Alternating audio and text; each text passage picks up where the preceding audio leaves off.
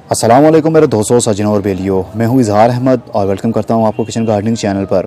मैंने जो गुलाब की कटिंग्स लगाई थी वो तकरीबन सभी कटिंग गल गई थी, मतलब ड्राई हो गई थी। पॉली हाउस के अंदर हमने रखा हुआ था, तो वीडियो बना के आप लोगों के साथ शेयर भी किया था कि क्या रीज़न हुई इनके सूख जाने की। अगर आपने वीडियो नहीं देखी तो वीडियो को लिंक शेयर कर रहा हूँ, उसको वॉच करेंगे तो आपको पता चल जाएगा। देन उसके अगले दिन ही मैंने पॉली हाउस के अंदर से निकाला और उसको आउटसाइड बाहर रख दिया। यहाँ पर डेली 1 से 2 घंटे के लिए डायरेक्ट धूप आती है, लेकिन सुबह की धूप, क्योंकि सुबह की धूप में ज़्यादा हीट नहीं होती और वो पौधों की ग्रोथ के लिए अच्छी भी मानी जाती है।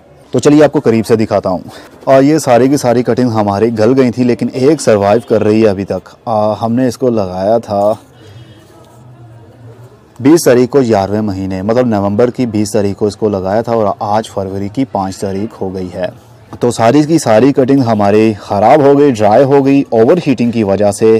तो जब मैंने इसको बाहर निकाल कर रख दिया तो एक छोटी सी कटिंग लगी हुई थी जिसकी ग्रोथ अब शुरू हो चुकी है। ये देख सकते हैं, इसका नया पत्ता भी आ रहा है और उसके जो बड़ हैं छोटे छोटे वो भी खिल रहे हैं। लेकिन अभी भी कहना कुछ मुश्किल है, क्योंकि गुलाब की कटिंग काफ़ी धोखा भी देती है हमें। शुरू में हम जब कटिंग लगाते हैं तो उसके पत्ते भी नए आने लग जाते हैं और उसके बाद में वो मुरझाने लग जाते हैं। एकदम से हमें खुशी देते हैं कि जैसे उसकी ग्रोथ शुरू हो गई और हम कामयाब हो गए, और कुछ ही दिनों के बाद वो हमें दुखी कर देती है। फिर हमें लगता है कि हम ये सब कर ही नहीं सकते, लेकिन कोशिश करते रहने से हर इंसान कामयाबी को छू ही लेता है। तो एनीवे, अभी भी कुछ कहना मुश्किल है। मैं जितनी तारीफ़ें कर रहा हूँ, मैं भी ये भी कुछ दिनों के बाद मर जाए, लेकिन कोई बात नहीं। टाइम टू टाइम आप लोगों के साथ मैं शेयर करता हूँ कि क्या प्रॉब्लम चल रही है। फिलहाल के लिए इसको कोई प्रॉब्लम नहीं है और ना ही मैंने इसको उसके बाद पानी दिया। वही पानी है जो पॉली हाउस के अंदर ही मैंने फर्स्ट टाइम आई थिंक 2 मरतबा इसको पानी दिया होगा, उसके बाद में पानी नहीं दिया इसको। और कुछ दिन पहले मैंने हल्की हल्की सी इसकी गोडी भी कर दी। जो ग्रीन ग्रीन मॉस आपको दिख रही है ऊपर, इसको मैंने रिमूव कर दिया ताकि एरेशन सिस्टम मिट्टी का अच्छा बन जाए।